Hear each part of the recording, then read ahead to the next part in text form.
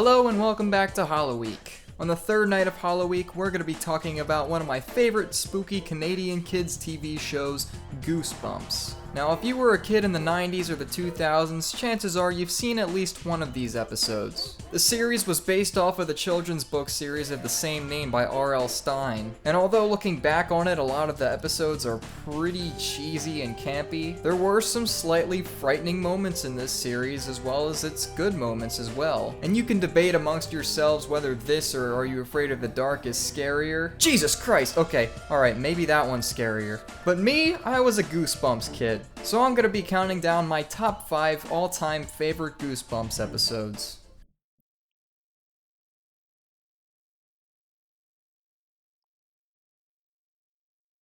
At number 5, I have One Day at HorrorLand. Now, I believe this is one of the most popular books in the series. Maybe one of the most popular episodes, I'm not sure. But there are a few reasons why I put this on my list. First things first. It's a pretty good plot. Family gets lost while on their way to a theme park. Family finds a haunted theme park run by monsters. Turns out the monsters are real and they want to be eaten. And so on and so forth. Now, the thing I like the most about this episode is the second half and how much better the actual ending and the second half of this episode is compared to the book. While the book has somewhat of an anticlimactic ending where the kids get chased by these hellhound things and they finally escape the park and whatever, but the episode goes a completely different route. Basically, the second half of the episode turns into a monster reality show as the human contestants fight for their lives. Not only is this such a better second act than the book,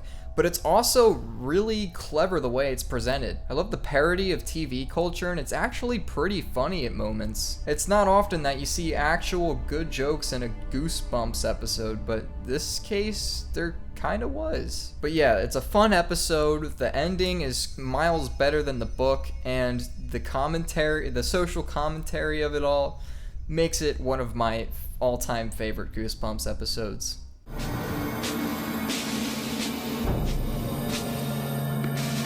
At number 4, we have The Perfect School. Now, this episode isn't particularly scary, not to say that any of them are really scary, but it doesn't cover much spooky topics, I guess. But again, I like the episode The Perfect School for a number of reasons. First reason being, the acting is actually pretty decent. It is no secret that the acting in the Goosebumps television series can be pretty horrendous. But when the episodes have a more serious tone and the acting is actually kind of good, it makes the series so much better. And this episode is just that. It also has somewhat of a realistic setting. A rebellious kid is sent to a school that is supposed to fix your kid into being very disciplined and preppy, I guess. Which already sets up for a good rebellion story as this protagonist tries to fight against the system. Which leads me to my other reason why I think this is one of the greatest Goosebumps episodes. So it turns out in the end that these good kids that they're giving back to their parents are actually just clones of the original kid, but that are basically meant to be super well behaved and straight. And the protagonist finds out about this at one point, and he tries to let all the actual kids free while being attacked by a bunch of clones. And this sets up for one of the best endings in the entire series. I think it's better to watch than to explain, but the ending is definitely a great payoff. My wedding day, and I want my bride. At number 3, I have Bride of the Living Dummy. Now, there are 3 different Living Dummy episodes in the Goosebumps television series: Night of the Living Dummy 2, Night of the Living Dummy 3, and Bride of the Living Dummy. And I think the latter is the best of the trilogy. Firstly, I just want to say this episode has some great shots in it. Some pretty darn good directing, and it's actually pretty spooky because of it. It's probably one of the more frightening Goosebumps episodes. Also, the story is pretty solid.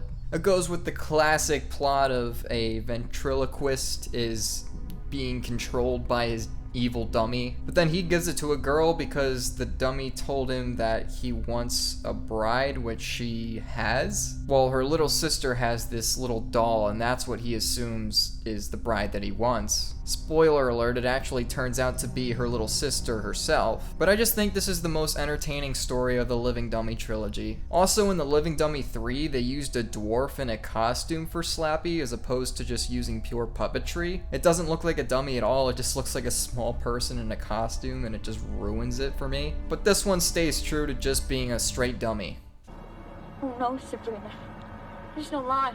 There's no line here. I'm gonna tell my mom. Those eyes. Those eyes in the mirror. What about them? They're not my eyes, Sabrina. And second place, I have the classic, the most popular Goosebumps episode, probably, The Haunted Mask. Where do I begin with this episode? Firstly, I just want to say I love how Halloween-y this episode is. There's Halloween costumes, stores, trick-or-treating. It's very Halloween-y and I enjoy that. Also, the plot is pretty good in this one as well. R.L. Stine actually said it's his favorite book that he's written. This girl is tired of being picked on, so she goes to a mask store to buy a really creepy mask to scare everybody that picks on her. Turns out the mask is actually cursed and it grips itself to the person's face after 3 times wearing it. And then she starts to become what the mask is. There's a lot of good twists and turns in this episode. It has some of the spookiest moments in the entire television series, especially when the masks start floating. That part's pretty creepy. And this one's just a classic.